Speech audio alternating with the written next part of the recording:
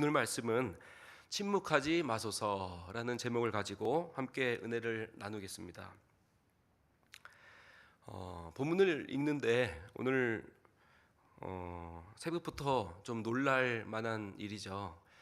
이렇게 아침에 눈을 뜨고 아침을 시작하면서 사랑의 말씀, 그야말로 은혜의 말씀, 또 위로의 말씀이 주셨으면 좋겠는데, 또 이렇게 심각한, 또 어떻게 보면 또 폭력적인 그런 표현들이 신랄하게 기록이 되어 있는 그야말로 저주시라는 본문의 말씀을 우리가 함께 오늘 봤습니다. 시편을 주제별로 구분을 하면 우리가 잘 알고 있는 대로 제일 많이 쓰여졌던 시의 장르가 바로 찬양입니다. 찬양시, 또 제왕시, 묵상시, 또 감사시, 회개시, 탄원시, 이렇게 여러 가지 주제들로 구성이 되어 있는데, 오늘 우리가 읽었던 이 시편의 주제가 바로 저주시입니다. 저주시. 그래서 많이 당황하시는 분들도 계셨으리라 생각이 되는데요. 오늘 본문은 그 저주시 중에서도 그 단어 선택이 매우 공격적이고, 그리고 신랄한 언어들이 우리를 다소 불편하게 만들 정도입니다. 그래서 기독교 역사 속에서 이 시편의 저주시를 읽는 우리 신자들, 그리고 성경을 읽는 우리 독자들로 하여금 많은 혼선을 야기시키고 당혹스럽게 만드는 그야말로 수수께끼시다라는 별명이 붙어있는 시가 바로 오늘의 이 저주시입니다. 그럼 이런 거친 표현들과 이런 저주에 대한 성경 말씀을 우리가 어떻게 바라보고 우리가 어떻게 해석해야 될까요? 오늘 본문 속으로 함께 들여다보고 은혜를 나누기를 소망합니다. 1절부터 보시면, 내가 찬양하는 하나님이여 라고 하나님을 높이고 하나님을 부르면서 잠잠하지 마옵소서, 이렇게 곡조 붙은 기도로 주님께 노래하고 있습니다. 먼저 하나님의 심기를 살피는 것이죠. 우리 아이가 어렸을 때 이렇게 아빠에게 필요한 것이 있으면, 용돈이 필요하고 그러면 그러잖아요. 우리 아빠 오늘 잘생겼어, 잘생긴 아빠, 예쁜 엄마 하고 나서, 심기를 살피고 나서 필요한 것을 말하잖아요. 나 용돈이 필요해. 그런 것처럼 내가 찬양하는 하나님이여 라고 하나님을 먼저 부릅니다. 주종관계, 하나님은 창조주시고 나는 피조물이고, 내가 주님을 찬양하는 하나님에 대해서 노래하면서 하나님의 심기를 살피는 것이죠. 그래서 내가 찬양하는 하나님이여 잠잠하지 마옵소서. 그들이 악한 입과 거짓된 입을 열어 나를 치며 속이는 혀로 내게 말하며, 이제 정말로 내가 하고 싶은 이야기를 이제 꺼내게 됩니다. 또 미워하는 말로 나를 두르고 까닭 없이 나를 공격하였음이니이다. 억울함을 토로하고 있습니다. 우리가 속마음을 나누는 친구라고 하잖아요. 그러니까 이런 뒷담화, 억울함을 토로하고, 심지어는 우리 남편 욕도 좀 하고 아내 욕도 좀 하고 시어머니 욕도 좀 할 수 있는 그 속마음까지 털어낼 수 있는 사람을 우리가 절친이라고 하는데요. 정말로 하나님이 어떤 추상적으로 저기 위에 우주 공간 속에 하늘에 계신 하나님이 아니라, 정말 이렇게 절친을 대하듯이 인격적인 하나님과 소통하듯이 친밀함 속에서 나의 어려움을 토로하고 있다라고 한다는 사실입니다. 제가 중학교 때 정말 세상 이런 것을 모르고 순수한 나이 때 아주 교회에서 충격적인 사건이 있었는데요. 우리 담임 선생님이었어요. 우리 담임 선생님이 정말 예뻤어요. 그야말로 제가 짝사랑을 했던 것 같아요. 정말 예쁘고 하얗고 그야말로 천사표 선생님이셨어요.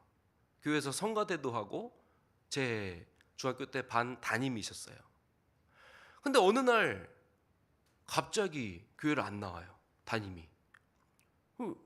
궁금하잖아요. 왜 교회를 안 나오지? 물어보니까 이혼을 했다는 거예요. 그래서 이제 그런 낙인감 때문에 교회를 떠나게 됐다. 그 소식을 나중에 이제 접하고 엄청 그때 당시에 큰 충격에 제가 빠졌던 것 같습니다. 그러니까 늘 웃었거든요. 늘 천사표였어요. 용준아 안녕? 성도님 안녕하세요. 이 안녕을 얘기했거든요. 그러니까 표면적 관계가 되면요, 우리가 안녕을 외치거든요. 안녕하세요 집사님, 예, 축복합니다, 사랑합니다. 안녕을 외치는데 가정에서나 교회에서나 하나님과의 관계에서 그 표면적 안녕을 외치는 관계가 정말로 위험한 관계인 줄 믿습니다. 그러니까 오늘 본문의 시인은요, 내가 찬양하는 하나님이요, 나 죽겠어요. 사회를 보세요, 나를 보세요, 예, 우리 가정을 봐세요, 나 죽겠어요를 외치고 있는 거거든요. 그러니까 이런 형식적인 관계가 아니라 친밀한 관계, 억울함을 토로할 수 있는 관계, 하나님과의 우리의 관계가 그렇게 되어야 될 줄 믿습니다. 오늘 우리에게 이런 말씀을 조명해 주시는 것이죠. 그리고 계속해서 보시면, 그래서 하나님께서는 피상적인 관계가 아니라 친밀한 관계로, 또 표면적인 관계가 아니라 실제적 관계로, 형식적인 관계가 아니라 정말 현실적 관계로 주님과 소통하기를 원하신다라고 한다는 것입니다. 계속해서 보시면 4절에 보시면, 나는 사랑하사 그들은 도리어 나를 대적하니 나는 뭐 할 뿐이라고 기록하고 있죠? 기도할 뿐이라. 예, 나는 기도할 뿐이라, 이렇게 또 이야기하고 있거든요. 그러니까 우리가 잘 알고 있는 대로 다윗은 절대 먼저 하나님보다 앞서서 행하지 않았던 사람입니다. 우리가 사울을 또 비교할 수 있죠. 전쟁에 나가기 전에 이 구약 시대에서는 하나님께 기도하고 이 전쟁을 나가도 됩니까? 물어보고 가는 것이 이제 관례였습니다. 근데 이제 선지자가 늦게 오니까 사울이 어떻게 했죠? 그냥 전쟁을 나가버리잖아요. 예. 근데 다윗은 늘 하나님께 묻는 이 기도의 요청을 먼저 하고, 내가 행하지 않는 것. 그래서 나는 기도할 뿐이라. 그러니까 하나님이 먼저 가서 일해 주시도록 나는 요청한다. 그래서 이 모든 심판과 저주, 그뿐만 아니라 축복까지도 내가 하는 것이 아니라 그 절대 주권을 하나님께 올려드리고 하나님이 하신다라고 하는 강력한 믿음 위에 섰던 사람이 바로 이 오늘 본문의 시인인 줄 믿습니다. 이 저주뿐만이 아니죠. 우리가 축복도 하나님이 주시기 때문에 우리가 축복을 받을 수도 있는데요. 창세기 32장에 보면 야곱이 이제 말이, 야곱에서 하나님이 이스라엘이라 부르시는 그 축복에 대한, 약속에 대한 말씀이 나오는데요. 이제 새벽에 하나님과 씨름합니다. 씨름하다가 도저히 천사가 이기지 못할 것 같으니까 야곱의 허벅지를 치죠. 예. 그리고 나서도 야곱이 붙들고 못 가게 합니다. 그래서 날이 새려고 하자 야곱이 이르되 당신이 내게 축복하지 아니하면 가지 못하게 하겠나이다. 그러니까 천사가 이르되 내 이름이 무엇이냐? 야곱이니이다. 그러니까 다시는 너의 이름을 야곱이라 부를 것이 아니요 이스라엘이라 부를 것이니 이는 내가 하나님과 겨루어 이겼음이라. 이렇게 얘기하고 있거든요. 그러니까 시인은요, 축복도 저주도 대상이 사람이 아닌 것이죠. 대상이 사람이 아니라 우리의 씨름의 대상은 하나님이 되어야 될 줄 믿습니다. 그래서 결국에 야곱에서, 뒤꿈치를 잡는 자라고 하는 야곱에서 그 이름이 변하여 하나님을 겨루어 이겼음이라 라는 이스라엘로 이제 그의 이름이 바뀌게 되거든요. 예. 오늘도 이 말씀이 나는 기도할 뿐이라, 나는 기도할 뿐이라, 이것을 우리의 축복과 우리의 저주와 우리가 이 세상을 접하고 씨름해야 될 대상이 내가 억울하고 내가 분노하고 내가 원수 갖고 싶고 오늘의 이 저주 시처럼 내가 저주하고 싶은 대상이 나의 씨름의 대상이 아니다. 나의 씨름의 대상은 오직 하나님이시라는 것. 그래서 나는 기도할 뿐이라, 기도할 뿐이라. 그래서 오늘 이 새벽에 이 말씀을 좀 강하게 붙들고 기도할 뿐이라. 하나님께 다 토로했으면 좋겠어요. 토로했으면 좋겠어요. 요즘에 참 우리 나라가 기도하지 않는 나라인 것 같아요. 옛날에 우리 나라도 참 기도를 많이 했어요. 기도회마다 또 기도원마다 꽉꽉 들어차고, 예. 부르짖는 기도 소리가, 이 기도의 열기가 엄청나서 정말 기도를 많이 했던 민족이 우리나라 민족인데 요즘 사회를 보면 기도를 많이 안 하는 것 같습니다. 근데 오늘 이 4절의 본문 말씀에 나는 기도할 뿐이라, 이 본문 말씀을 붙잡고 나는 기도하고 실행은, 행함은 하나님이 해 주신다라는 그 말씀 속에 우리가 은혜를 받기를 소망합니다. 그래서 로마서 12장 19절 말씀을 보면 내 사랑하는 자들아 너희가 친히 원수를 갚지 말고 하나님의 진노하심에 맡기라 기록되었으되 원수 갚는 것이 내게 있으니 내가 갚아 주리라 주께서 말씀하시느니라, 이렇게 기록하고 있습니다. 원수를 갚아 주시는 이런 일은, 그 심판장의 일, 그 사역에 대한 일은 바로 주님의 일인 줄 믿습니다. 그래서 누가 저주하고 싶고 원망하고 싶고 우리 속에 이런 저주의 고백들, 저주가 넘쳐날 때 이 말씀을 붙들고 이렇게 우리도 이 새벽에 기도했으면 좋겠습니다. 계속해서 5절을 보시면 그들이 악으로 나의 선을 갚으며 미워함으로 나의 사랑을 갚았사오니, 6절에 악인이 그를 다스리게 하시며 사탄이 그의 오른쪽에 서게 하소서. 이제 계속해서 입에 담을 수도 없는 저주들을 쏟아내고 있거든요. 여기서 사탄은 이제 고유명사로 쓰면 하나님을 대적하는 존재라고 우리가 알고 있는데, 여기서는 일반 명사로 써서 하나님을 법정에 세우는 기소자, 이런 뜻을 담고 있습니다. 그래서 마치 욥기에 보면 욥을 하나님께 재판장이신 하나님께 내세워서 시험했던 것처럼 사탄에 대해서 하나님께 데리고 가서 이제 검사 역할, 고발자 역할을 하는 것이죠. 그래서 그 고발자가 욥에게 모든 소유물을 다 빼앗았던 것처럼, 그러니까 사탄이 그렇게 이야기하잖아요. 어찌 까닭 없이 하나님이 보시기에 욥이 어찌 까닭 없이 욥이 하나님께 대한 충성과 사랑과 이 신뢰를 확신할 수 있겠습니까? 하나님이 복을 주셔서 그런 거 아니겠습니까? 이렇게 참소하거든요. 그래서 내가 모든 소유물을 치게 하소서, 그러면 틀림없이 주를 향하여 욕하지 않겠습니까? 라고 욥기 1장 11절에 이렇게 말하거든요. 그러니까 계속해서 하나님의 법정에 데리고 가서 앉혀놓고 기소하고 고발하는 것이죠. 그렇게 하나님에게 데리고 가서, 그래서 결국에 욥의 모든 것을, 소유물을 빼앗았던, 그리고 심판대에 세웠던 그 사탄이 이제 계속해서 7절 이하에 보시면 이제 그렇게 똑같이 하는 것이죠. 그가 심판을 받을 때 죄인이 되어 나오게 하시며 그의 기도가 죄로 번하게 하시며 그의 연수를 짧게 하시며 그의 직분을 타인이 빼앗게 하시며 그의 자녀는 고아가 되고, 그러니까 전부 다 욥이 했던 고난들이잖아요. 욥이 전부 다 빼앗김을 당했던 것처럼 그렇게 되라는 거죠. 그의 자녀는 고아가 되게 하고 그는 아내의 과부가 되게 하고 그의 자녀들은 유리하고 구걸하고 그의 황폐한 집을 떠나 빌어먹게 하소서. 고리대금하는 자가 그의 소유를 다 빼앗게 하시며 그가 수고한 것을 낯선 사람들이 탈취하게 하시며, 그러니까 욥에 꼭 똑같잖아요, 지금 이 말씀이. 그래서 계속해서 사탄이 그의 오른쪽에 서게 하소서라는 말로 말하면서 이제 저주의 시를, 저주의 고백을 이제 계속하게 됩니다. 근데 여기서 우리가 생각해 봐야 될 부분이, 이제 큐티의 맹점은 그 본문 말씀을 이제 그날 자기의 현시 또 현재 상황에 맞춰서 자기식으로 해석하는 것이 이제 큐티의 맹점이거든요.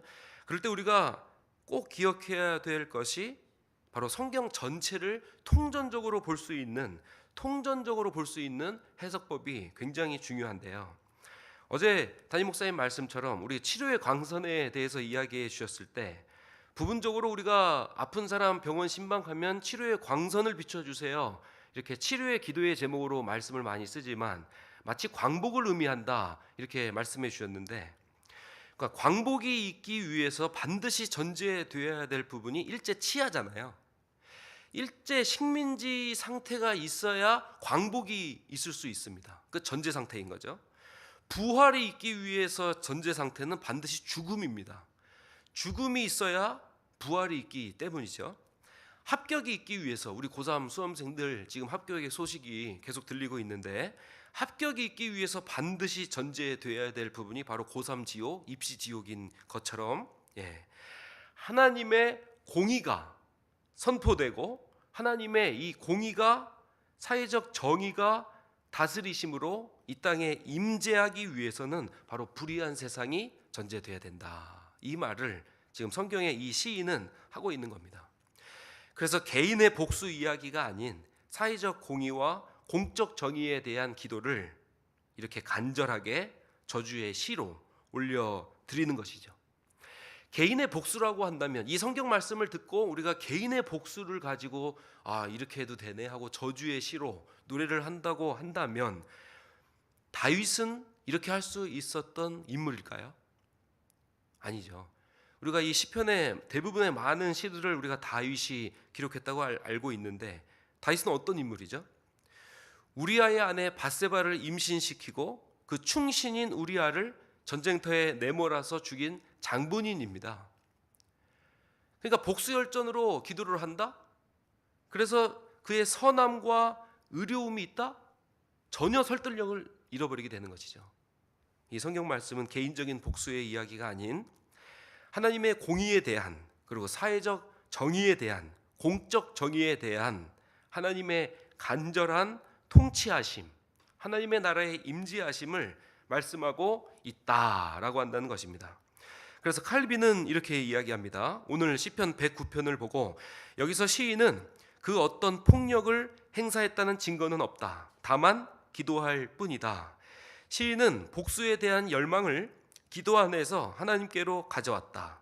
복수의 마음을 숨기지 말고 충분히 기도로 드러내는 것이 용서로 향하는 필수적인 선행 조건이다. 역저주의 기도가 바로 용서의 시작인 것이다. 이렇게 종교개혁자 칼빈이 이야기하고 있습니다. 오늘 이 새벽에 신랄한 이 단어, 또 공격적인 이 표현의 저주의 시를 묵상하면서 우리가 한번 생각해 봐야 될 부분은 첫 번째는 하나님과 이런 억울함을 토로할 수 있을 정도로 친밀한 기도를 하고 있는가에 대한 물음이고, 또 사람과 씨름하지 말고 결국에 나는 기도할 뿐이라 하나님과 씨름해야 된다는 사실, 그리고 개인의 복수에 대한 이야기가 아닌 사회적인 공의에 대한, 그리고 하나님의 임재, 하나님의 통치, 하나님의 다스리심에 대한 이야기인 것을 우리가 기억하고 이 새벽에 기도했으면 좋겠습니다. 마지막 기도하기 전에 이 본문을 향해서 팀 켈러 목사님의 기도문이 있는데 이 기도문을 한번 제가 읽어드리고 우리 기도하고 돌아가도록 하겠습니다. 주님, 나의 기도는 나 자신을 위한 것들 뿐입니다. 나를 힘들게 하는 이들을 향한 내 복수의 마음을 바꿔주십시오. 상대방이 불행해지는 꼴을 보고 싶은 그릇된 의지와 욕구를 하나님께 맡기는 기도로 떨쳐내게 도와주십시오. 그런 감정은 나를 더 완고하고 비인간적으로 만들 따름 뿐입니다. 부디 나를 악한 생각에서 건져 주십시오. 예수님 이름으로 기도합니다. 아멘. 이렇게 팀켈러 목사님도 기도하고 있습니다. 이 저주시를 바라보시면서 또 우리가 깊이 묵상하시고 또 기도하는 이 새벽이 되길 주님의 이름으로 간절히 축원을 드리겠습니다. 오늘